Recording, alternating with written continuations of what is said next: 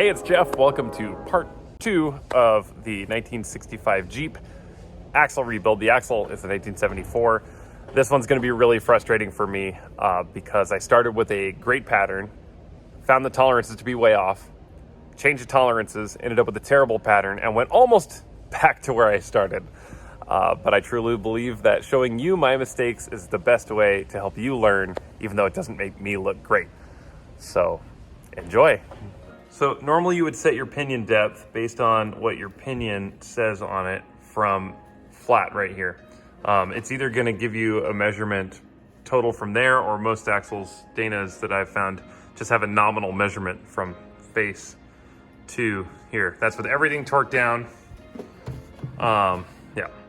So this one I'm not going to do that, and the reason is the gears were meshing flawlessly.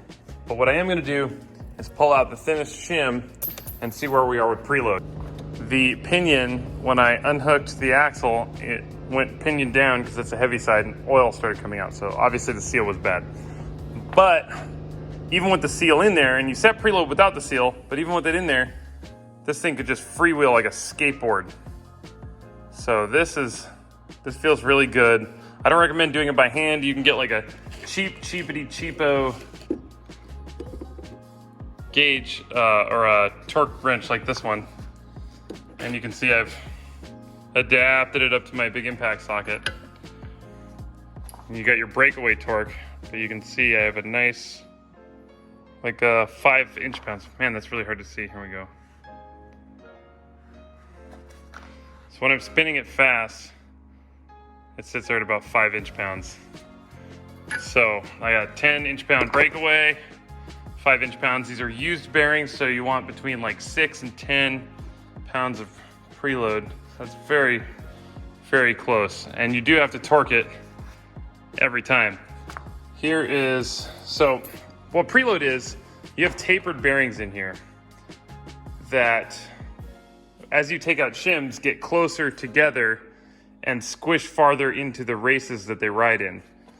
So I had to take out 3 shims to get it about right. I think this is probably gonna do it. I really like it, but I'm gonna check the torque, see if it needs to be loosened up a little. I'll add another shim. Slightly too loose is better than slightly too tight with used bearings. And I mean slightly. So, but some of these Dana 30s just have such a tight range. So this torques down to 200 to 220 foot-pounds on the Dana 30s.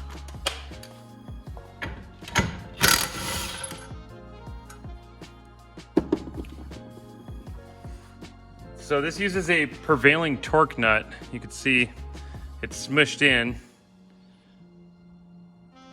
so it won't come loose. A type of lock nut. This one I actually use as a setup nut. I have tapped it out, so it's just a regular hand threading nut now. But I got this shiny new one.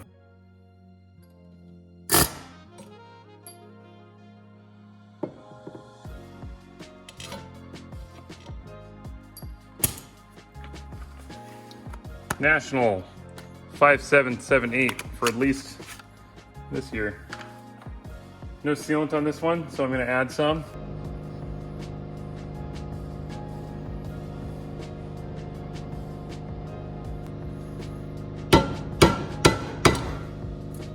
There it goes.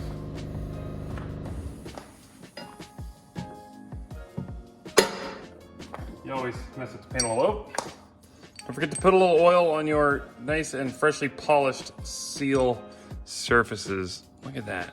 Ooh, nice.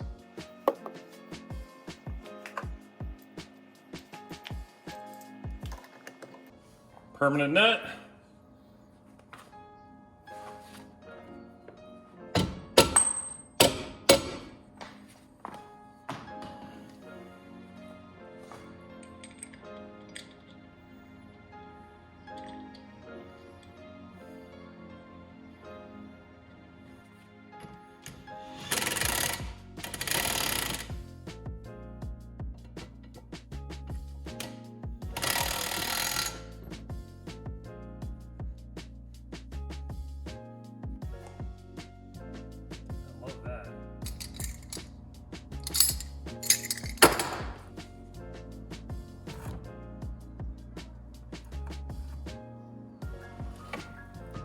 Okay. Ugh.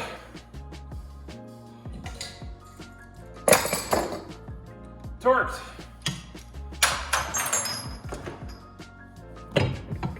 Here's how much I love you guys. It is so hot in here. I'm not running the fan because it'll mess up the audio. And I'm wearing tiny, cute, checkered shorts.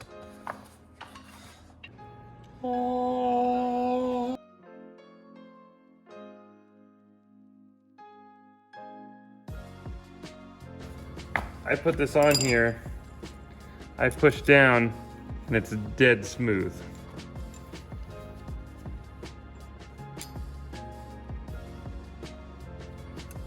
There it is right there. That's pretty darn good.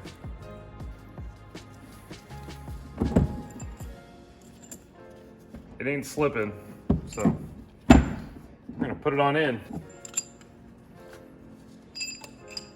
So we are trusting a previous install on this thing, just because the gears were meshed so perfectly. Look at that. Oh, fantastic. We're gonna torque down the caps, then check our lash. Lash is just how much it can move back and forth. So what is that, about 3/4 of an inch of lash right there between my finger and my hands. Let's say these are gears and these are gears. We want between, oh, what's this one say? 1 and 6 thousandths, 2 and 6 thousandths? Oh no, sorry. That's why I checked, 6 to 10 thousandths. So that was snug in there already. They're already meshed really nice. I didn't change the pinion depth, just the preload. So we're going to torque our caps down, clean them up real nice. One of these caps was on backwards. Oh gosh. Oh, I'm gonna have a lot of cleanup to do. I'm gonna stop the camera. No one wants to see that. You don't want to put sandpaper to these. They have a specific clearance. So clean them up with Scotch-Brite. That one goes there. That one goes there. I'm gonna go 55, 56, 57 because this torque wrench is off by 2 pounds. How do I know that? All my torque wrenches have the zip tie on there. I put it exactly 12 inches from center, pull on it with the digital scale while this is clamped into the vise, and I set it to different settings and pull on it with the scale and make sure that it clicks right when it's supposed to. These aren't as vital, but I always do that with things like head bolts. I always double check my torque wrench before I snap a head bolt off. And then again, after I snap the head bolt off. Why did that happen?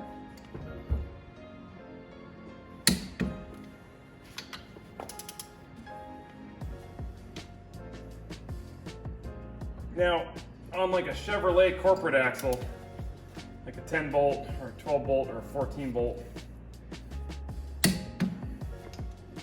your shims actually go down in here between your caps and your housing. It makes it really easy to shim this. You just loosen these guys up, slide one shim from one side, put it on the other side.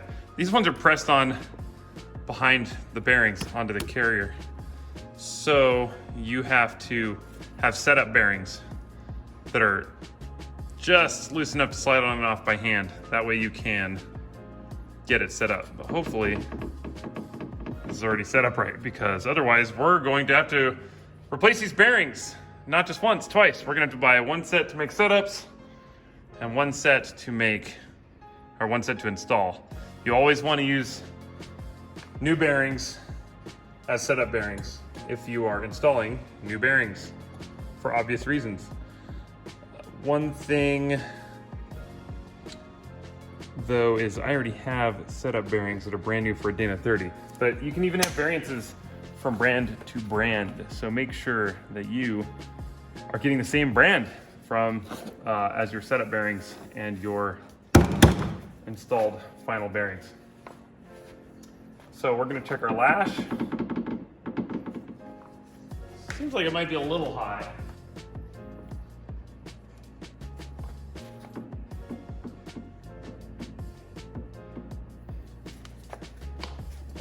So if you look, we are just past the 0 there. Then we end up just past the 15, about 16. So we have about 15.5 thousandths.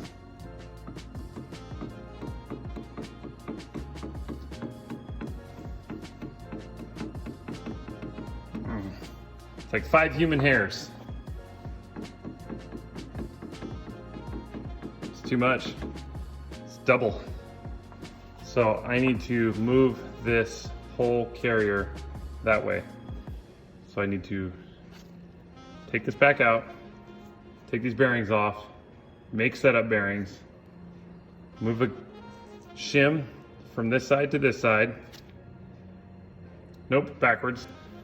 So that this whole thing moves slightly that way, so that these teeth are engaging more with those pinion teeth way down. There they are, in there.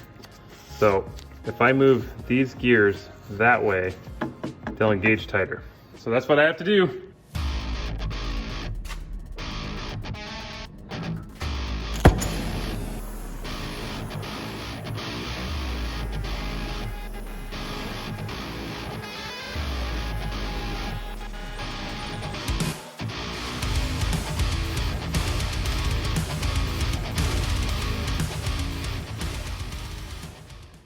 Well, shoot.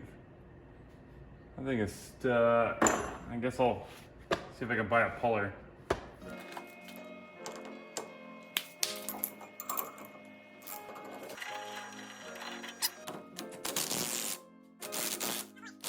That's all she wrote.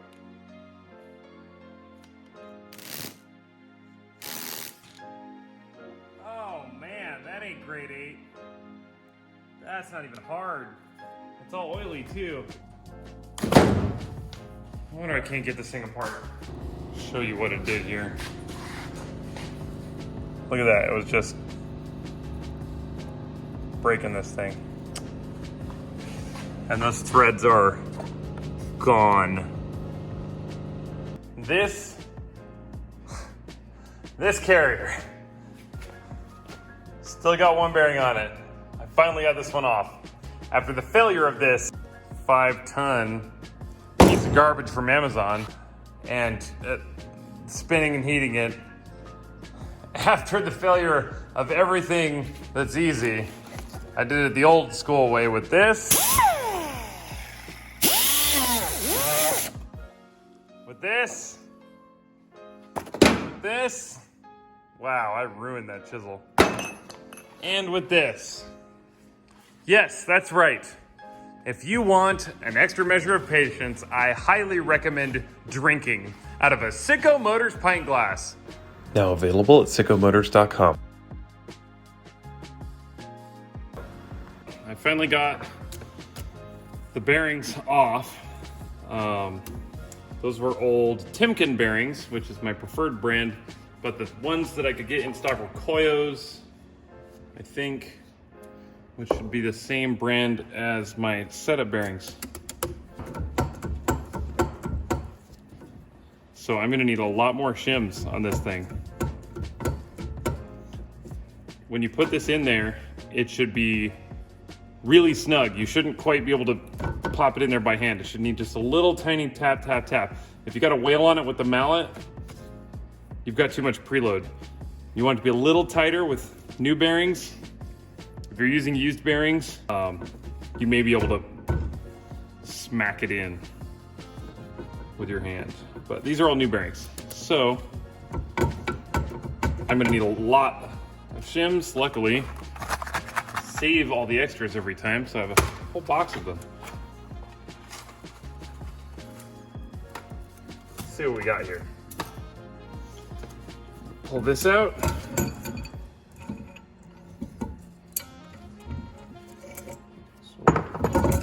I'm gonna start with a bunch of shims on this side because it had a lot of lash. So these are setup bearings. That means I ground the inside of them out. See, it's all a little rough, but I ground them out till I could just slide them on and off.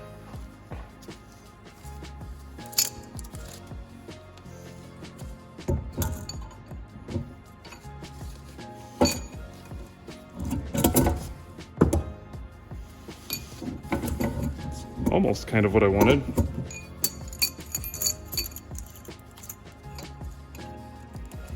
Oh yeah. Wow, that seems odd. I'm wondering if these aren't the wrong bearings. No, you know what? They had the same part number. I guess they're just different. What's this old race? LM501314. LM501310N. Interesting. These don't look like the right races. Oh, look at that. Huh. Right bearings, wrong races. Spectacular. Bearing LM501349. That is the same. 1349. Yep. All right. I got it figured out. I had grabbed some of the bearings and races for the hub, not for this. Easy mistake, but you can see the wild result because the bearing number is the same. So I just saw it and grabbed it out of my parts here. I don't actually have these races new. I didn't buy them. For some reason I have one just in my parts bin, right brand and everything. But this other one is a Timken, it's a different brand, and it's all, it's hard to see even with my eye. Where is it? There it is. It looks like someone used it to pound a bearing in, so it's all scarred up here. I could completely feel it. If I stick it on a bearing and try to push down and roll it, you can feel it going skipping. So that thing is trash, but never throw away any piece until the whole job is done and the car's on the road. All right, so let's talk about pinion depth. They have all kinds of expensive and special tools to set your pinion depth. All the pinion depth is how deep in the housing it needs to be from this flat surface. So first make sure that this is actually flat and you don't have any burrs sticking up. You don't need the special tool. All you need is a good caliper and a nice square thick piece of tool steel. So what I did was I looked up the nominal pinion depth, which for this axle from here to this flat surface is 2.250 inches. Then I added, this says +5 on it, on the top. This is the top, bottom. Anyway, I just don't have it turned straight. That +5 means that you have 5 to that number, 5,000, so 0.005 inches. And then on top of that, my tool is, it's a 2-inch piece of tool steel, but I filed it really flat and it is 1.9935 inches thick. So, and I'm measuring from here to there.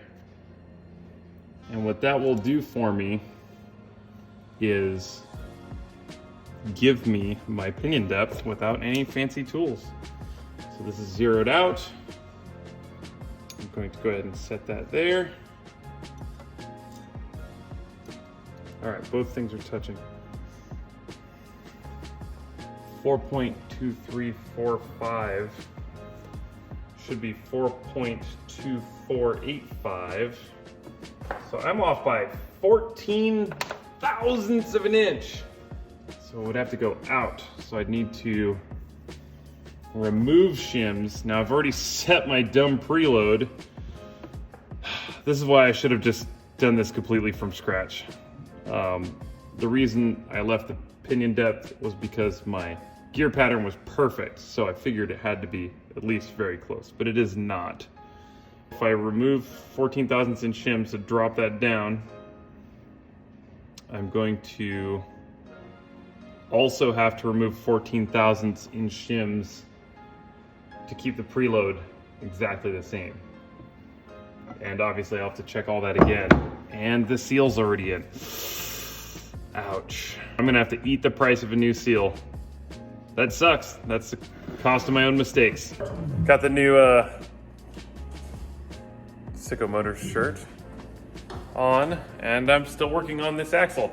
I got a just perfect lash, perfect depth on this +5 pinion, and the pattern was terrible, terrible, terrible. It's just barely touching there on the inside, and over here barely touching on the outside. So that has to be corrected with a mountain of shims, bringing the pinion deeper into the axle. You know, getting rid of all that perfection that I just did. Oh, hi. So that was part 2. There is now also going to be a part 3, but I promise that will be the last one. Yes, just kept getting longer. I hope it wasn't as frustrating for you to watch that as it was for me to experience it or edit it. And part 3 is going to be a little more fun, a little faster paced, and you will get to see the finished product.